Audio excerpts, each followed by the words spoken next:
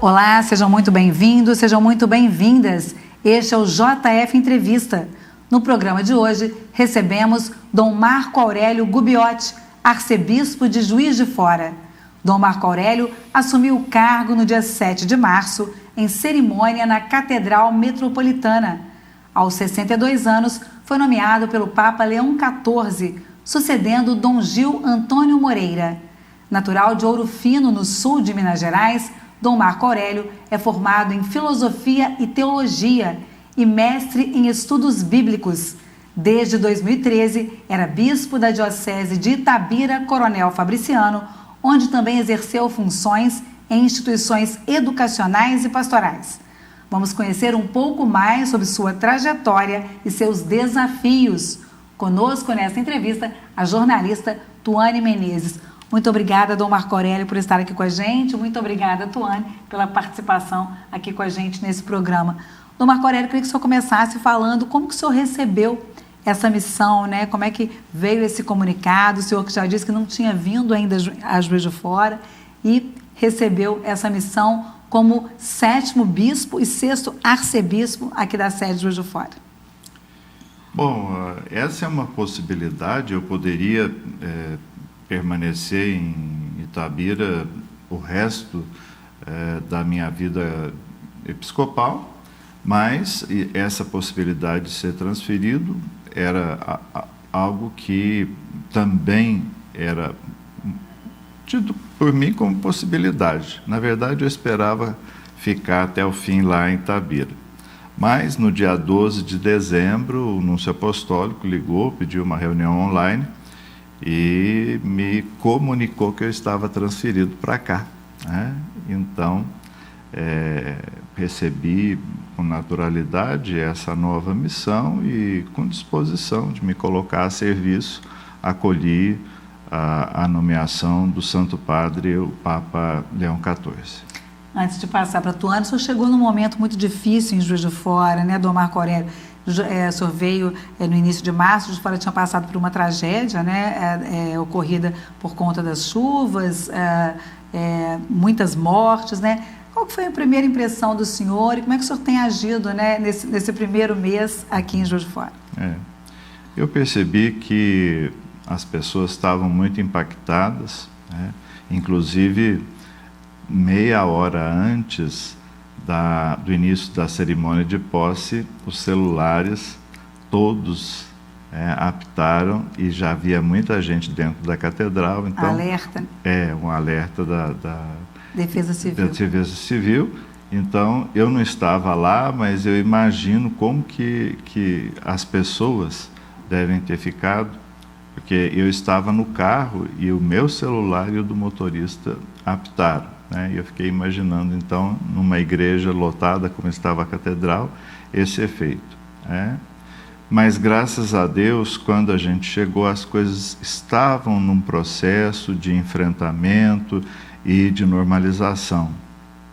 De fato, foi necessário tomar algumas medidas preventivas. Então, caravanas que estavam agendadas para vir foram desmarcadas, seja lá de Itabira, o Dom Gil falou que inclusive tinha de Itapecerica um ônibus, e várias caravanas das cidades da Arquidiocese de Juiz de Fora.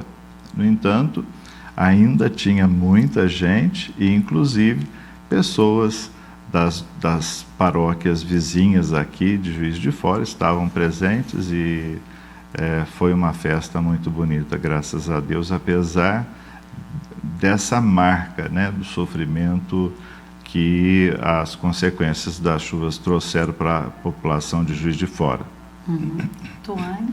Além dessa situação das chuvas, quais foram as suas primeiras impressões ao chegar aqui na Arquidiocese, na cidade, a ter esse contato, né, com o clero de Juiz de Fora? Em relação ao problema das chuvas, eu fiquei muitíssimo impressionado com a organização, né?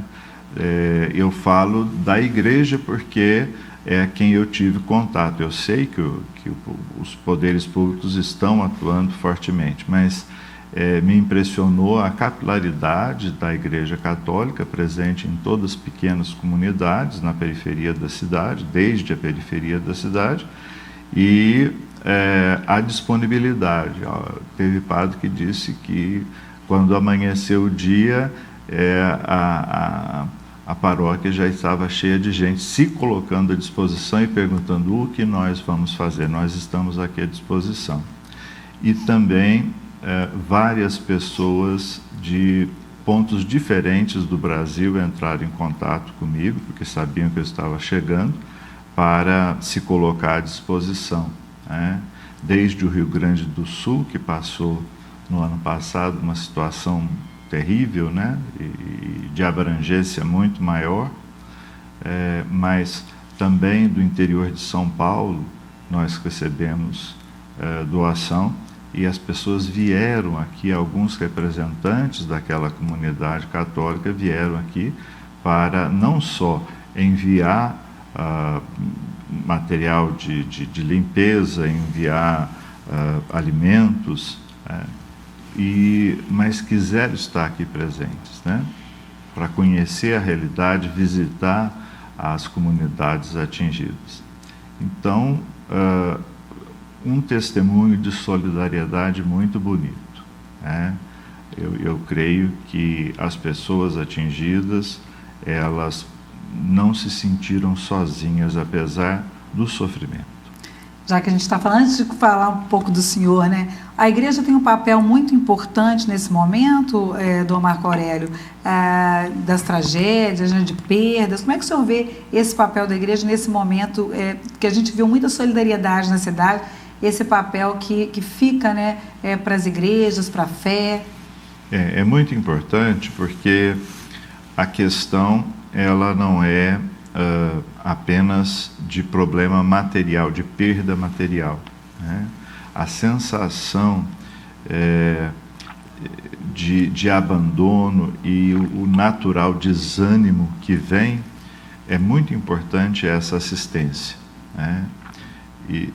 E ainda depois que isso deixa de ser apresentado nas mídias, as pessoas não voltam imediatamente à normalidade. Hoje cedo eu celebrei uma missa e uma pessoa entregou um papelzinho para mim: olha, fiquei sem minha casa e preciso de ajuda, né?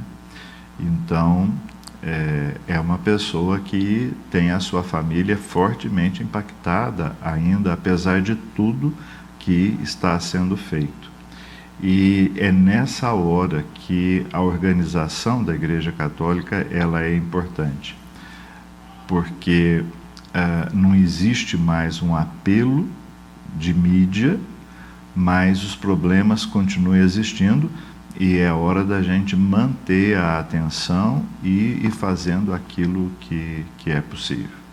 Queria retomar então, né? Que o senhor falasse um pouco quem é o Dom Marco Aurélio Gubbiotti, que chega aqui, né? O senhor foi ordenado padre em 1989, é isso? Isso mesmo. Já foi vigário, pároco, né? Trabalhou na formação de seminaristas, no ensino teológico também em Pouso Alegre. Conta um pouco pra gente, essa trajetória do senhor antes de chegar a arcebispo. Uhum.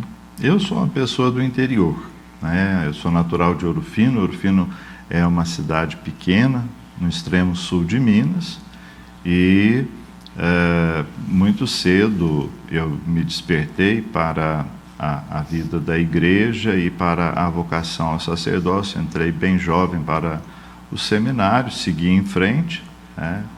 E durante 24 anos do meu sacerdócio eu trabalhei na Arquidiocese de Pouso Alegre, no sul de Minas, e desses 24 anos, 16 pelo menos dedicados à formação sacerdotal, 3 anos de preparação e os restantes, uma parte como formador, e depois, mesmo depois de sair da equipe de formação, eu continuei trabalhando na Faculdade Católica de Pouso Alegre como professor na área de Sagradas Escrituras, né? E tinha assumido uma paróquia há uns 4 anos, e quando fui chamado para ser bispo de Itabira. Então, minha vida foi essa, né? De padre diocesano e, de repente, chamado para ser bispo, e já sabia, quando aceitei, de que sabia para onde estava indo, mas não por onde iria passar como bispo, como aconteceu de fato.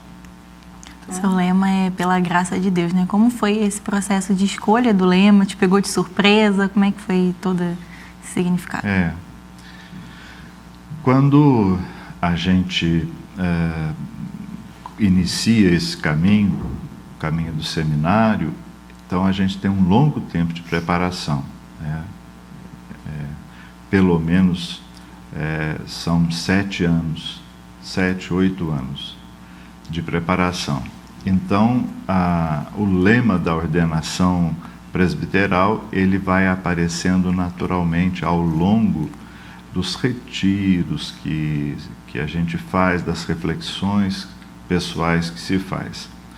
E a notícia do episcopado, ela surge em um determinado momento e a gente se vê um pouco despreparado para assumir essa nova missão.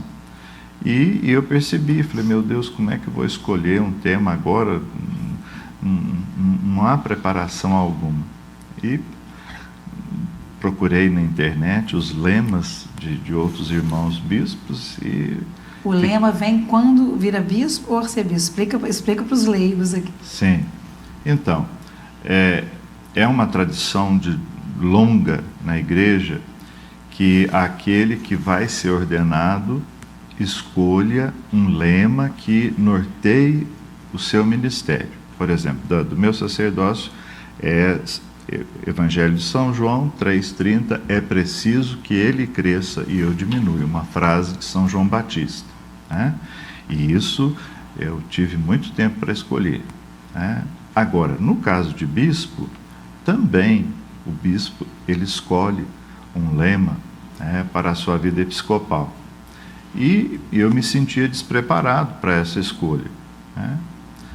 E fui procurar para ver se a escolha de outros irmãos bispos me inspirava. Achei lemas belíssimos, mas que não me representavam, não representava aquilo que eu esperava para a minha vida nesse novo ministério. No entanto, eu já tinha o costume de escolher uma frase bíblica que me auxiliasse na minha vida espiritual e tinha o costume de colocar num lugar de destaque para sempre estar lembrando que é aquilo, né? E eu passei momentos difíceis com o falecimento da minha mãe, doença e falecimento da minha irmã, e eu havia escolhido, já havia um bom tempo, tudo posso naquele que me dá forças. Mas quando se encerrou o processo, a minha irmã faleceu, aquela frase que me foi tão importante não dizia mais, e preparando a homilia de um final de semana, achei uma frase que eu achei muito bonita, o testemunho vocacional de São Paulo, né? Ele diz, é pela graça de Deus que sou o que sou, né? E então eu falei, mas é isso, porque era o 24º ano do meu sacerdócio e eu queria vivenciar muito bem essa preparação para os 25 anos, e eu falava, eu reconheço que é isso, que é assim que eu me vejo, tudo que eu sou resultado da graça de Deus, muito especialmente que a igreja me possibilitou. Então eu digitei, imprimi, coloquei aquela frase, e quando estava preocupado com o encontro do lema, eu falei, não, o lema já me encontrou, eu não preciso escolher, ele me escolheu, né? E os lemas episcopais sempre são, de preferência, apenas 3 palavras, né? Então, é pela graça de Deus. E como esse reconhecimento da graça de Deus, assim, na sua formação, te guia agora na sua liderança pastoral, na sua forma de conduzir a diocese, né, de Itabira, que o senhor ficou lá há mais de uma década, e agora também na arquidiocese de Juiz de Fora? é uma sensação de liberdade interior. O ministério episcopal é um ministério muito bonito e muito importante na igreja. A igreja precisa de pastores que organize, que coordene o trabalho daqueles que se consagram a Deus, né? Então, os padres, de uma maneira bastante especial, por serem celibatários, totalmente consagrados, agora com uma ajuda muito boa, que é a dos diáconos permanentes, e das lideranças católicas, das comunidades, das foranias, ótimo. Então, essa responsabilidade ela pode pesar muito se a gente se foca apenas no tamanho do peso dessa responsabilidade. Agora, se eu reconheço que isso é uma graça de Deus e seja lá o que acontecer, com a força da graça que o trabalho, o exercício do ministério vai ser realizado, isso traz uma leveza. Não estou sozinho nunca. Sempre eu estou atuando imerso nessa graça e sendo reforçado por ela. Então, é algo que me dá liberdade, me sinto livre para poder desenvolver o trabalho e nessa esperança de que aquilo que for preciso, Deus vai suscitar na minha mente, no meu coração, alguém vai trazer e apontar caminhos e a gente vai poder caminhar junto e vai seguir aquilo que é a vontade de Deus. O senhor falou de responsabilidades, o senhor foi nomeado pelo Papa Leão XIV, né? É uma grande responsabilidade isso, essa escolha feita, né, por meio do Papa, que é o maior líder do mundo religioso, podemos dizer assim, né? Da Igreja Católica e também da representatividade que tem no mundo todo, né? Sem dúvida alguma. Para mim é um sinal de que esse tempo, esses 12, quase 13 primeiros anos do ministério episcopal, me trouxeram experiências que agora eu posso colocar a serviço dessa arquidiocese. Então, é uma responsabilidade, mas dentro da minha espiritualidade, com aquela leveza de dizer, tá bom, Deus está pedindo isso através do Paulo, eu aceito, porque eu não vou sozinho, não fui eu que pedi e não estou indo sozinho, eu vou na graça de Deus, é pela graça de Deus que estou aqui, estou em paz. Nós estamos conversando com o Dom Marco Aurélio Gubbiotti, ele que assumiu a Arquidiocese de Juiz de Fora recentemente, agora em março, e vamos saber no próximo bloco que igreja é essa que ele encontra em Juiz de Fora, uma igreja que na semana passada veio à rua, né, ouviu dezenas, centenas de pessoas em confissão aqui no Parque Altos. Vamos saber que igreja é essa. É um minuto só, não sai daí.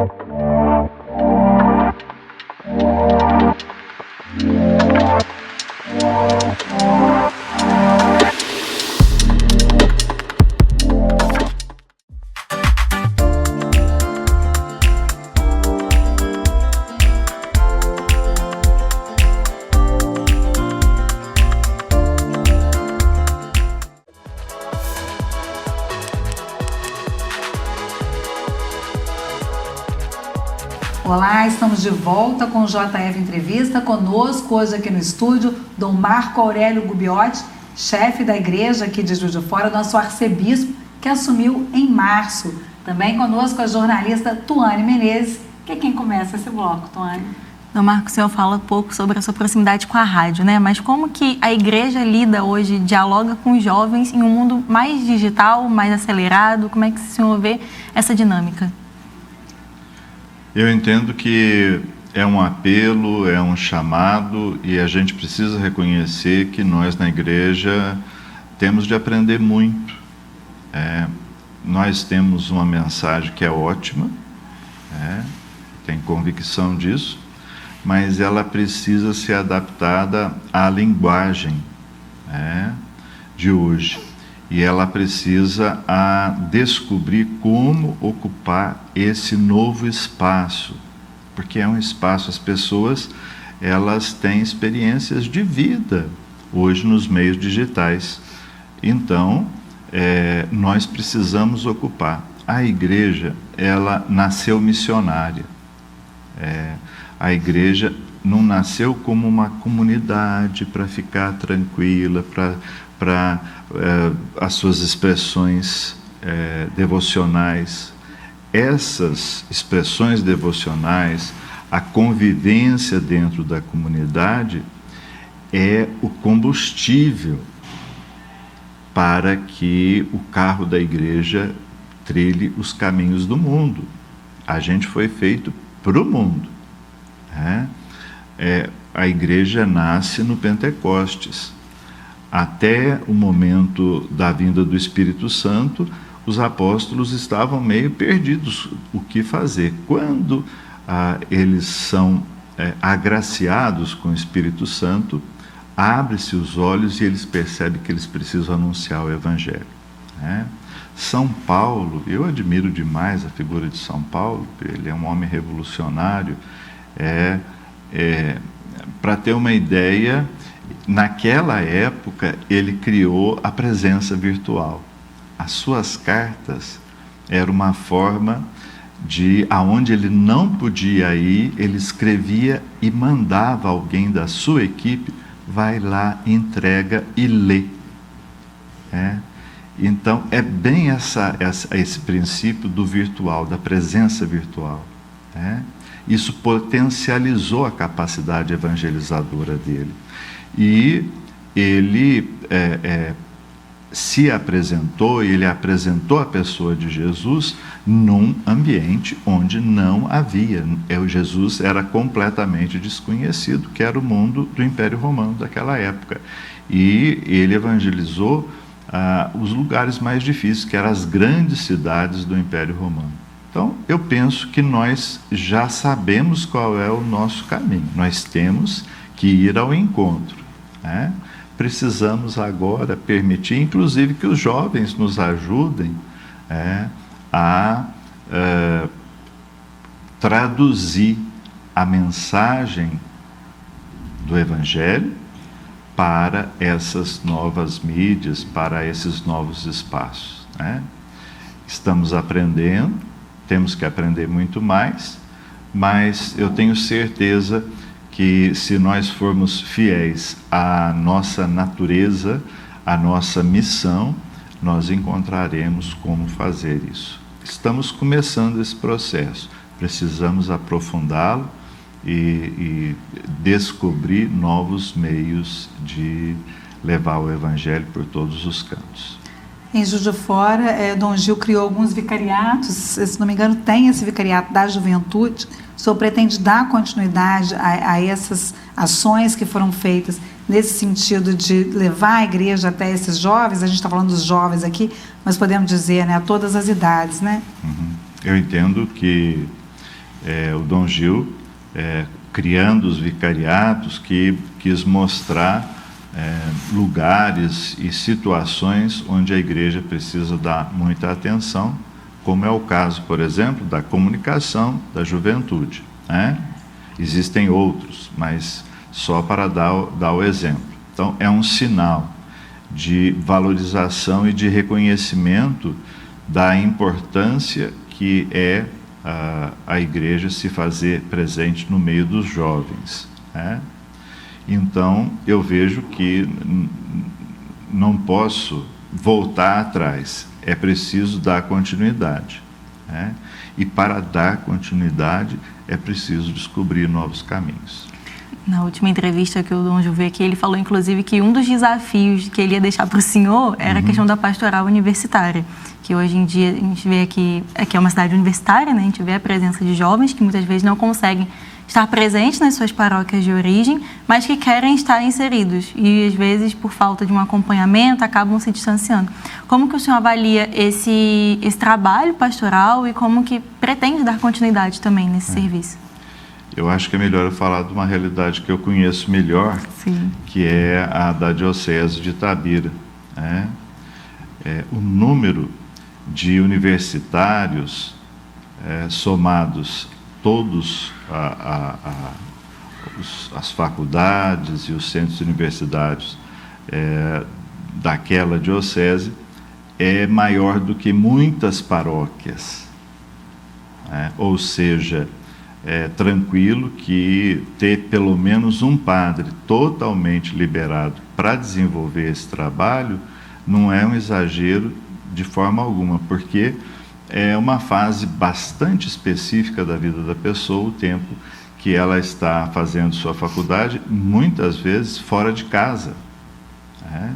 Então, é preciso sim, e é um desafio. Tenho certeza que é um desafio, mas uma coisa que eu tenho percebido é que Juiz de Fora tem um clero muito bom, sejam os padres, também os diáconos permanentes, e eu tenho certeza que com eles nós encontraremos caminhos de assumir esse desafio. Eu preciso conhecer um pouco melhor a dimensão do mundo universitário aqui de Juiz de Fora, e a partir desse conhecimento, desse envolvimento, eu tenho certeza que a gente vai poder enfrentar esse desafio e farei isso com muita alegria. O senhor tocou em São Paulo, né, que usou as armas que tinha na época para levar o Evangelho, né, viajando, estando em vários lugares e chegando ao Império Romano, usando cartas. Hoje a arma que a gente tem muitas vezes é a rede social. E na rede social a gente tem a formação dos influencers, que estão em todos os meios e também estão dentro da igreja. Hoje a gente tem figuras como o Frei Gilson, que tem milhões de seguidores, né? Como é que o senhor vê esse fenômeno, né, que hoje são os influencers, algumas décadas anteriores eram os padres cantores, né, como o padre Marcelo Rossi. Como é que o senhor vê esse fenômeno dentro da igreja? Acha necessário? Acha que é uma forma de tocar os fiéis, né? Como é que o senhor percebe isso aí, não só para jovens, né, mas também aqui em Juiz de Fora mesmo a gente tem também o padre, né, da Missa do Impossível, né? Padre Pierre. O padre Pierre. Como é que o senhor vê esses padres que conseguem abarcar tantos fiéis assim em suas celebrações? Em primeiro lugar, eu acho muito bonito esse trabalho. É uma vocação específica, nem todo mundo tem jeito para desenvolver esse trabalho, né? Então é um dom que alguns irmãos têm e que bom que eles colocam a serviço, né? Então sob esse aspecto é positivo.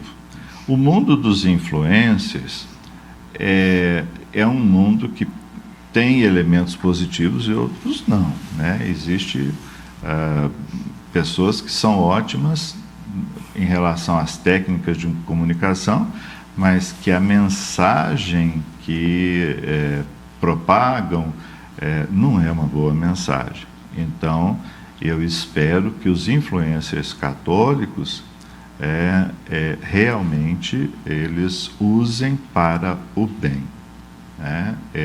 Essa capacidade de liderança, de aglutinação. Agora, tem um problema, uma tensão natural nesse tipo de trabalho, né?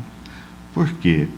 Porque a tendência do influencer é sempre chamar a atenção sobre si. E não interessa, e até é muito bom que seja de diferentes locais. É ótimo isso para a lógica da influência, porque quanto mais pessoas você tem seguindo, mais chance você tem de ter outros tantos, né? E a nossa fé, ela é naturalmente comunitária. Para viver a fé em Jesus Cristo, eu preciso de estar inserido numa comunidade presencial, onde o relacionamento é aquele relacionamento de estar ao lado, de partilhar a vida, de partilhar uma responsabilidade comum em algum serviço, em alguma pastoral. Então, o bom influencer católico, ele sempre aponta o caminho da comunidade de fé para se viver a fé em Jesus, o amor a Jesus, para se propagar o amor a Jesus. E eu percebo isso em alguns influencers católicos e acho isso muito positivo. Mas não pode ser aquele que fica deixando as pessoas só no sofá assistindo ali. Porque não é assim que nós vivemos a fé em Jesus. Não é assim que é a proposta da igreja. Agora, a gente vê tantas pessoas se beneficiar e tantas pessoas que dizem que ouvem todos os dias o programa do Padre Manzotti, ou que levantam de madrugada para rezar junto com o Frei Gilson. Mas eu estou dando 2 bons exemplos aqui de influências que sempre apontam o caminho de volta para a comunidade. Saindo um pouco desse mundo digital, né, vindo para ações mais concretas, o senhor tinha falado sobre São Paulo, né, que ia aonde Jesus não era reconhecido. E aí a gente teve aí na Semana Santa a iniciativa das confissões no Parque Alfred, né, no meio da praça pública, em frente à Câmara Municipal, enfim. Como que o senhor avalia essa igreja em saída? Eu penso que, em primeiro lugar, foi um testemunho público dos nossos padres de que eles estão à disposição do povo. O povo das nossas comunidades sabe que o padre se coloca à disposição para o atendimento durante todo o ano, muito especialmente no período quaresmal. Mas, às vezes, isso fica um pouco invisibilizado. E essa iniciativa do atendimento de confissões, ele testemunhou para as pessoas que talvez tenham um vínculo de menor proximidade com a Igreja Católica, e lembrou, puxa, é tempo de fazer uma revisão de vida, eu vou aproveitar, eu estou em busca de algo no comércio, saúde, sei lá, por que estava passando pelo centro da cidade, aproveitou e fez a sua confissão. Existe uma coisa que foi criada pelo Papa Francisco, que eu acho muito positivo, e eu espero que no próximo ano a gente possa vivenciar aqui, no período quaresmal, que é 24 horas para o Senhor. Durante a quaresma, em algum lugar se reúne um grupo maior de sacerdotes e se passa 24 horas de atendimento às confissões e de vigília de oração, e em muitas dioceses do mundo isso tem sido celebrado, e também é um momento de tomada de consciência e de uma vivência mais intensa. De uma maneira mais disseminada, a gente vê esse trabalho nos mutirões de confissão que todas as 12 foranias da nossa arquidiocese fizeram. É um tempo de cansaço para os padres, mas a gente sai extremamente satisfeito e feliz de ver a disposição das pessoas em buscar fazer a experiência da misericórdia de Deus. O cansaço é extremamente bem recompensado, a gente se sente muito feliz de ter oferecido às pessoas essa oportunidade. Dentro dessa questão ainda da igreja de saída, vamos buscar a campanha da Fraternidade desse ano, que trabalhou a questão da habitação. E Juiz de Fora está nesse momento, né, de tragédia, pós-tragédia, em que esse é um grande problema do município. Né? Como é que o senhor vê nessa saída também a presença da igreja em muitas questões da atual conjuntura? Né? Como é que o senhor vê a importância disso e o que fica, né, a campanha da fraternidade que é feita até o início da Semana Santa, né, até durante o período da Quaresma? Como é que o senhor vê isso? Na verdade, o tempo mais intenso de reflexão é o período da Quaresma, mas a campanha da fraternidade ela deve nortear a ação pastoral numa questão mais ligada a problemas sociais durante todo o ano, né? E infelizmente hoje, por causa da polarização política, existe um forte questionamento a respeito da igreja trabalhar questões sociais, como se isso fosse indício de um posicionamento ideológico, né? Então eu até agradeço a pergunta e a oportunidade de dizer que a igreja não se vincula a nenhuma ideologia, especialmente às ideologias ligadas ao extremismo de direita ou de esquerda. Mas a igreja fiel à mensagem de nosso Senhor Jesus Cristo contida nos evangelhos, por fidelidade a Jesus, a igreja ela reflete e tenta iluminar as questões sociais. É preciso,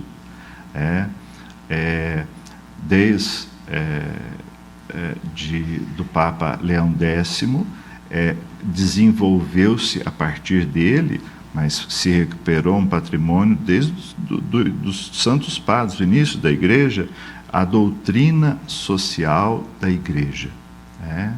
E é baseado na doutrina social da igreja que nós temos essa belíssima tradição no Brasil de, há algumas décadas, termos as campanhas da fraternidade. E, infelizmente, o problema de Juiz de Fora, de Matias Barbosa e de Ubá, neste ano, só demonstraram a oportunidade de se refletir sobre a questão da moradia, porque a gente não tem fome só de pão, não, a gente precisa de casa para morar. E isso é uma necessidade extremamente básica. E o que acontece? Acontece que nossas políticas públicas ainda não deram conta de fazer com que as pessoas residam em lugares seguros. Especialmente agora com a mudança climática, isso fica ainda mais complicado, porque a várzea de um rio não é nunca e nunca vai ser, nunca foi e nunca será um lugar seguro para construir uma casa. A encosta de um morro muito íngreme nunca vai ser um lugar seguro, mas com essas chuvas torrenciais que nós estamos tendo, nós vimos os resultados de uma ocupação errada. Então, não estou fazendo juízo de valor aqui de nenhum poder público, de nenhuma política que possa ter sido ou esteja sendo desenvolvida. Mas o fato é que nós não demos conta ainda. E o problema não é só econômico-financeiro. O problema é político. Mas o papel da igreja neste momento é colocar as temáticas, porque as campanhas da fraternidade sempre trazem temáticas atuais. Seria esse o papel de colocar a temática sem partidarismo? Sobre o aspecto ético. Sem se preocupar com o que a esquerda, o centro, a direita, como é que se posicionam. Porque é uma realidade. E essa realidade é preciso uma tomada. É ótimo que exista 2, 3 posições diferentes na sociedade, porque o debate e o confronto de ideias ajuda a gente a ter maior clareza. É saudável, o debate é saudável. Mas é muito bom, não tem mas essa não é a tarefa da igreja. A tarefa da igreja é lembrar que o problema social existe, que vidas humanas estão impactadas pela questão da moradia. E a gente não faz isso pela preocupação do social em si, né? A iluminação desse assunto da campanha da fraternidade é o fato de Deus enviar o seu verbo, a sua palavra, nosso Senhor Jesus Cristo, a segunda pessoa da Santíssima Trindade, para fazer morada em nós, em nosso meio. Então, assim como Deus fez morada em nosso meio e nos tornou morada dele, nós precisamos iluminar essa realidade humana com a força da palavra de Deus, com a força do Evangelho, com os questionamentos da doutrina social da Igreja. Estamos conversando com Dom Marco Aurélio Gubiotti, que é o novo arcebispo aqui de Juiz de Fora. Nós vamos para um pequeno intervalo e a gente volta no último bloco, então, falando do futuro da Igreja Católica em Juiz de Fora e em todo o mundo. Não sai daí, é só um minuto. Até já!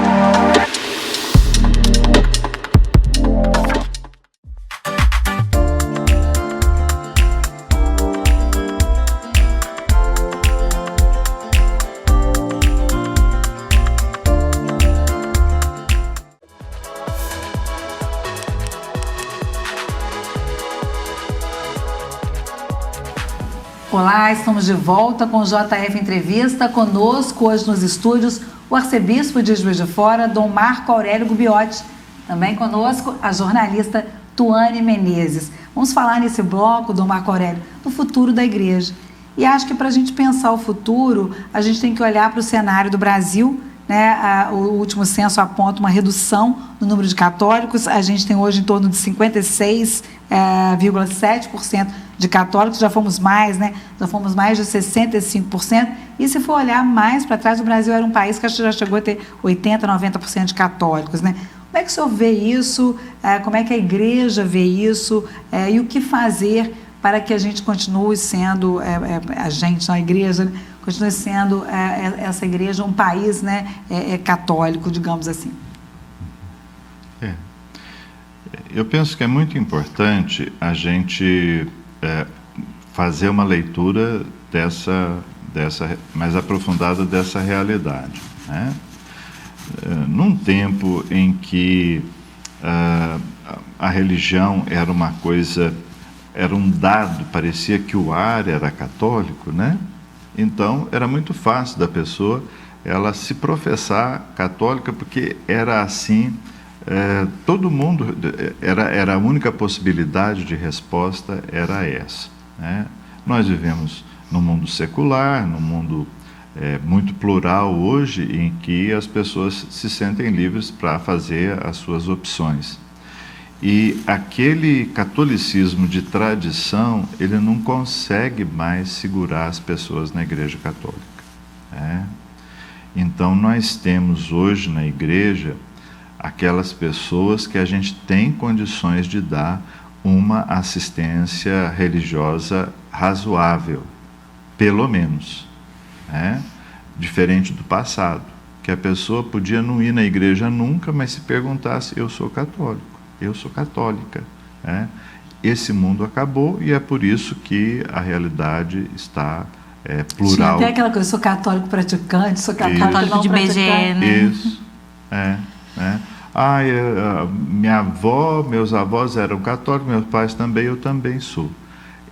Esse é o tipo de coisa que não cabe mais. A pessoa ela tem que ser por convicção e por sentimento de pertença. Ela se sente pertencente a...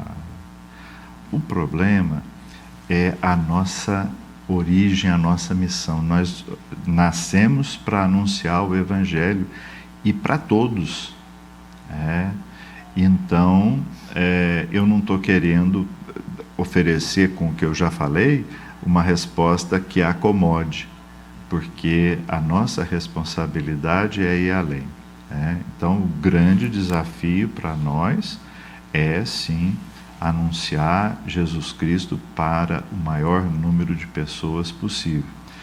Mas depois de anunciar, oferecer uma comunidade onde a pessoa se sinta alegre, feliz de viver a sua fé em família, em comunidade. Então, a gente não pode se preocupar com os números e nem desconhecê-los. É preciso atenção. Eu olho a partir do meu lugar social, que é o clero. Os nossos padres estão extremamente atarefados, alguns se sentindo sobrecarregados e assistindo às suas comunidades. No entanto, existe aí um desafio enorme de pessoas que não estão sendo atingidas por nossas comunidades e que é nossa responsabilidade evangelizá-las. Então, a gente precisa descobrir novos métodos, novas formas de evangelização para não excluir aqueles que nós deveríamos estar anunciando o Evangelho e não damos conta no momento. Vamos filosofar um pouco, então. O senhor acha que a igreja, que vem sendo procurada por muitas pessoas que saem, que deixam de ser católicos, é porque elas procuram algo mais do que a espiritualidade? Elas estão procurando, às vezes, um consolo para algum problema terreno ou alguma coisa que o Estado, não consegue suprir? Por exemplo, hoje a igreja entra em questões, por exemplo, como as pessoas que têm algum vício, usam droga, a igreja acaba entrando nessa seara. A própria Igreja Católica tem as fazendas da esperança. A igreja entra em cenários, em locais onde o Estado não dá conta, e por isso essas pessoas muitas vezes vão procurar essa salvação terrena em outras religiões. Estou perguntando, viu, arcebispo? Eu não estou, acho que a gente está aqui pensando o que é que as pessoas procuram na religião, A grande busca da maioria das pessoas é uma experiência de Deus. Fazer uma experiência de Deus, fazer uma experiência de encontro com Jesus. Inclusive, tem pessoas que, em pesquisas sérias feitas, por que você mudou de religião? Porque eu queria fazer uma experiência de encontro com Jesus. E isso é uma coisa séria para qualquer religião, para a Igreja Católica também. Eu vou falar da Igreja Católica. Falei, meu Deus, mas nós que temos a reflexão da palavra de Deus, nós que oferecemos a Eucaristia, não estamos conseguindo anunciar Jesus, não estamos chegando ao coração dessas pessoas e ajudando a fazer. Então, nós precisamos melhorar.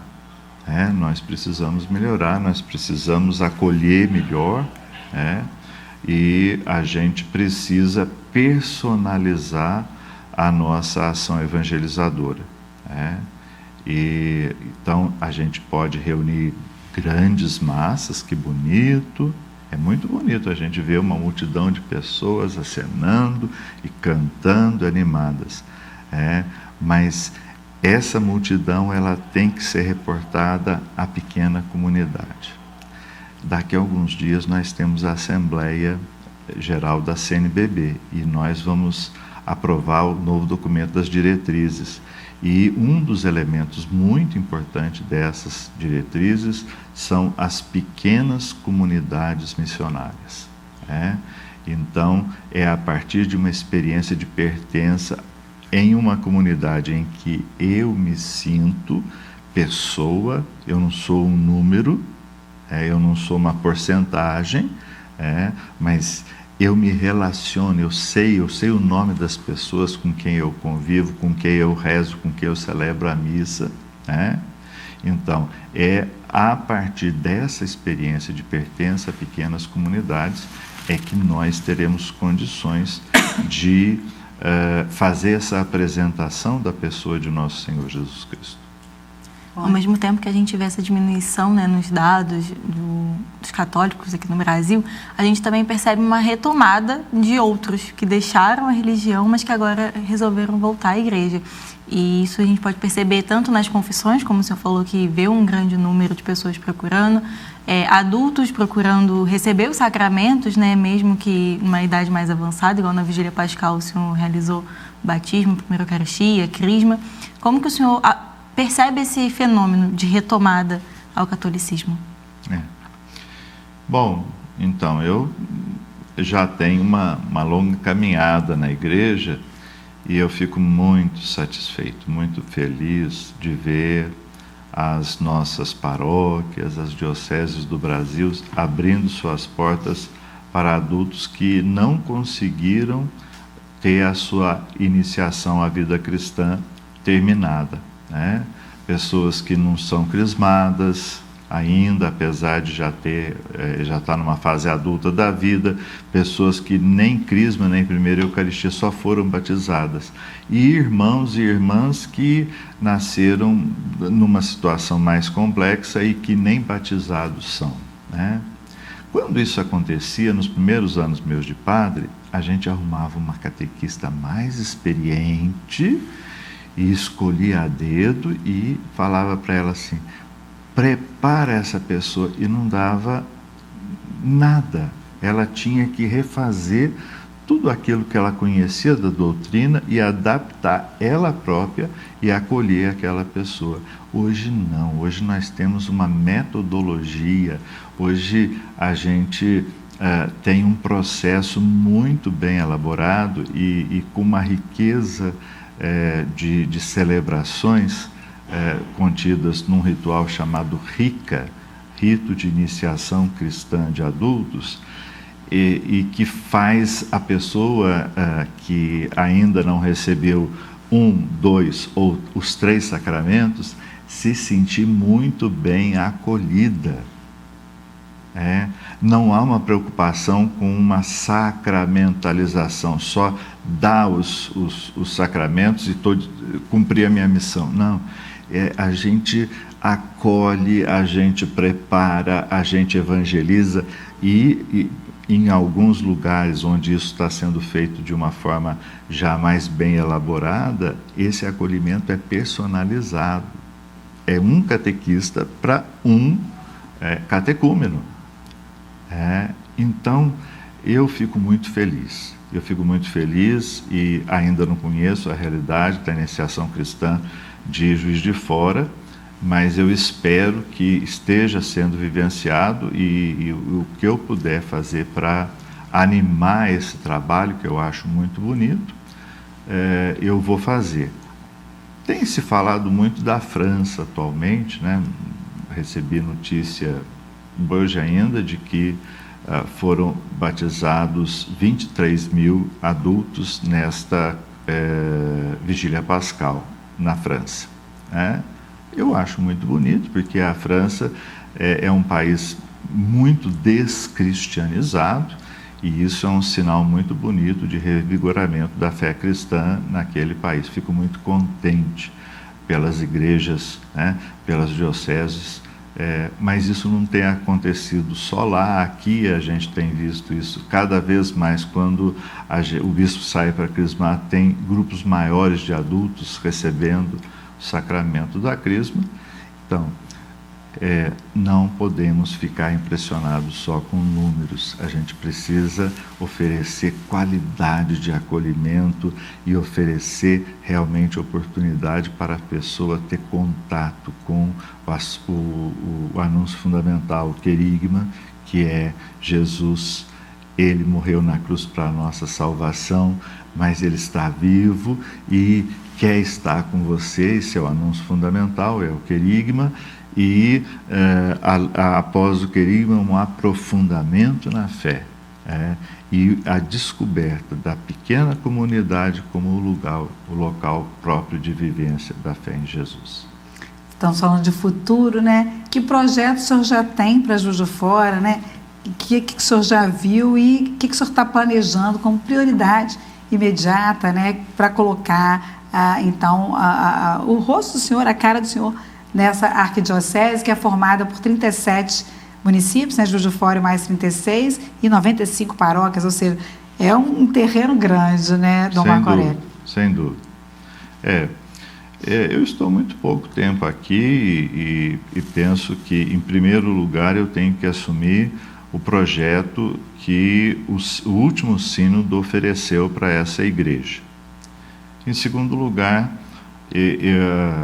as diretrizes da ação evangelizadora da igreja no Brasil, elas são uma proposta de comunhão afetiva de todas as dioceses do Brasil. Então, a primeira proposta concreta que eu vou lançar não é minha, e não é para a diocese ter o meu perfil, mas será para que a Arquidiocese de Juiz de Fora tenha o perfil da Igreja Católica nesse país e siga o resultado de uma reflexão de 4 anos que a gente vem refletindo sobre essas diretrizes. E é um texto que virá muito amadurecido, virá de ótima qualidade.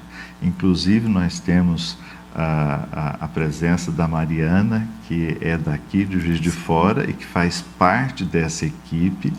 Já estive conversando alguns dias atrás em Brasília com a Mariana e falei: Mariana, sei que você está muito ocupada, mas você é de Juiz de Fora e você fez parte, está fazendo parte da equipe de redação das diretrizes. Nós vamos precisar de você para nos ajudar a fazer uma leitura crítica dessas diretrizes e dar o rosto de Juiz de Fora para essas diretrizes, adaptar essa proposta que é para o Brasil inteiro, mas como nós aqui vamos vivenciar isso? Vai ter que ser do nosso jeito.